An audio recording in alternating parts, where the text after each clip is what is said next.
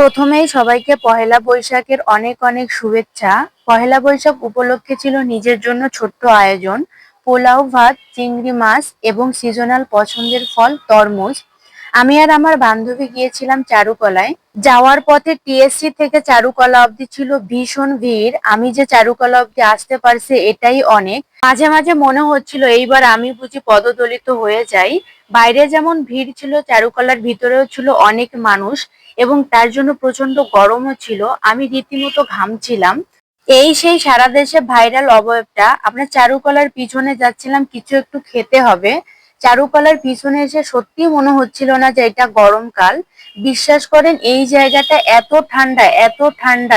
আমি অনেক আগে একবার চারুকলাতে আসছিলাম, তখন ছিল শীতকাল, জন্য বুঝতে পারিনি এই জায়গাটা আসলে এত ঠান্ডা। চারুকলার ভিতরে করা এই মঞ্চটা আমার ভীষণ ভালো লেগেছে।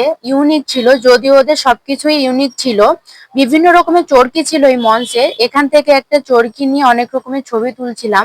আরেকটা সুন্দর জায়গা ছিল, কাঠগোলাপ গাছের সাথে কাপড় এবং লাইট দিয়ে ফানুসের মতো সুন্দর করে লাইট করা।